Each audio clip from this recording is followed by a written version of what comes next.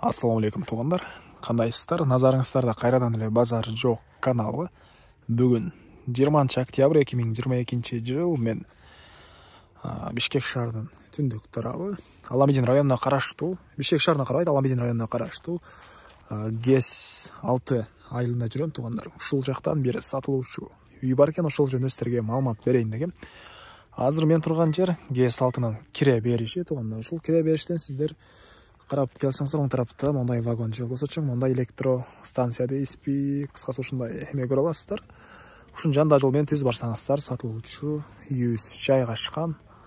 Анан бул жака чейин шаардан бир маршрут келет экен туугандар. Мына ушундай. Анда мен сатылуучу үйгө карай жол алдым. Сиздер лайктан басып, өз оюңуздарды комментарийге жазып туруңуздар. Анан күн сайын жаңы сатылуучу үйлөрдү Бишкек шаарынан, Чүй областынан көрөм десеңиздер, подписаться баскычын баса кетиңиздер туугандар. Мынакей туугандар, келүү жолун түшүндүргөнчө бүгүнкү чыгарышта сатылуучу үйгө да жетип келип калдым. Бул мынакей үйүбүздүн көчө тарабы. Түштүк чек арасы бул жерден башталат туугандар, мынакей. Түндүк чек арасы ушул забор бүткөн жерге чейин болуп калат. Көрүп турганыңыздардай ворот орнотулган. Туугандар. Бул үйүбүздүн батыш тараптан көрүнүшү. Жалпысынан жердин аянты 5 соток. Туугандар, мынакей бул үйүбүздүн түндүк тарабы. Андан ары мектепке, садикке кошуна айылга кайрымага барышат экен туугандар. Мектепке, садикке кошуна айылга кайрымага барышат. Суу, свет бар экен. Мынакей бул короосунун көрүнүшү. Кенен 3-4 машина баткандай жер бул жагында. Ал жагында сарай, складдар деле бар. Мынакей бул үйүбүз толук түрдө бышпаган кирпич менен бүтүрүлгөн, сейсмопояс, колонна баары куюлган туугандар. Узун турасы 11ге 10 туугандар, ошондо 220 квадрат метр болуп калат ба? 202 этаж 220 квадрат метр болуп калат. Көрүп турсаңыздар, фундамент бийик кылып куюлган. Арт тарабында бул жакта кенен мондай жер бар экен. Бир гараж же болбосо кандайдыр хозпостройго салсаңыздар болгодай көрүнөт туугандар. Мына ушундай. Эми андан ары бул жакта навесин ылдый тарабаны отункана катары колдонулат экен, мондай тапчан. Бул жакта азыр ички тарабын көргөзөйүн биринчи болуп, андан соң короосуна чыгып калган маалыматтарды берем туугандар. Иттин үнү басылсын. Бул мынакей үйүбүздүн негизи кирүүчү эшиги. Мына ушундай темир эшик орнотулган. Ушул эле жерден түз өтсөк, бул жакта прихожка. Үйүздө паровой отопление бар туугандар. Бул печканы көрүп ойлоңуздар, мындай печка жок. Ал жакта чоң котел бар. Бул убактылуу гана колдонуп турам дейт үй ээси. Бул жер прихожка, чыгыш тараптан пластик терезе орнотулган. Жана түз өтсөңүздөр, бул жакта душ үчүн ажыратылган чакан бөлмө. Түндүк тарабынан форточка орнотулуп тургандар, ушул жака чейин бүтүрүлгөн.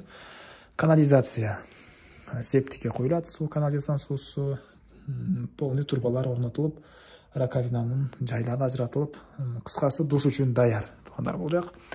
Андан ары окей, бул жагыбыз бир бөлмө.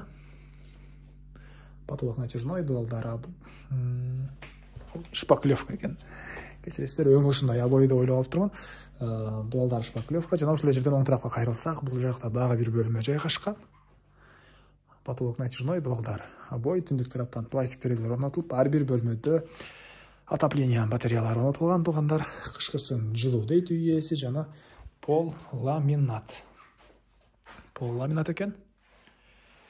Эми андан ары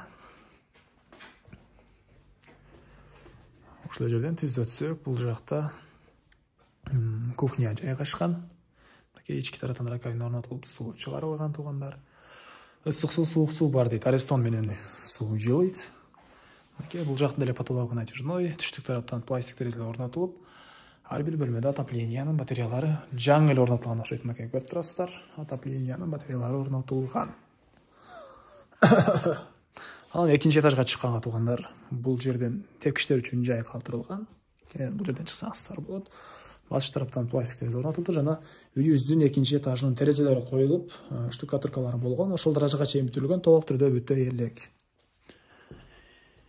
Эмне маалымат эми коросуна чыгып, акырын итке билдирбей калган маалыматты берели.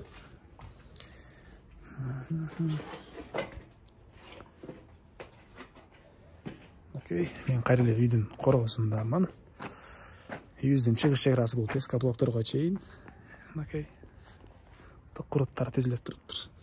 Кетерде бирди жеп кетет окшойт, чата турат деп коеюн.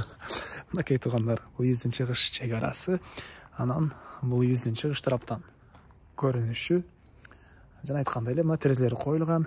Ошол даражага чейин экинчи этажыбыз бүтүрүлгөн жана бул жакта бир мал сарай песка блок менен болгон. Ичинде көргөзө кетейин. Бир көрүүчүбүз бир бал сарайды бат эле көргөзүп кетип калыптырмын. Атайын мага чалып, жалоп кылды. Көргөзсөң нормальный көргөз. Тез кабарга окшоп, көргөзбөсөң көргөзбөй эле кой деп айтты эле. Так, бул жакта көмүркана жана түзөтсөк бул жерде отоплениянын котелу жайгашкан бөлмө туугандар. Окей, мына ушундай. Эми эмне маалымат айтылбаган, бир эле баасы калды окшойт бул үйүбүздүн. Кыскасы суу свет бар, отопление бар, канализациянын суусу септикке куюлат.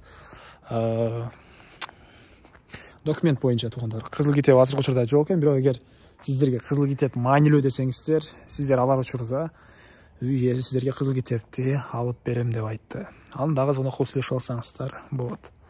Баасы $40,000 сүйлөшүү болот. Ээсинин номери экранда, ээси тел деп жазылып турат туугандар. Ээсине звонокко сүйлөшүп көрүңүздөр, сүйлөшүү болот. Анан достор менен, группалар менен ушул видеону сиздер бөлүшсөңүздөр, мага үй ээсине жана кимдир бирөө ушул сыяктуу үй издеген болсо, ошол дагы чоң жардам берген болосуздар. Анда мен сиздер менен коштошом туугандар. Кийинки чыгышка чейин саламатта калыңыздар.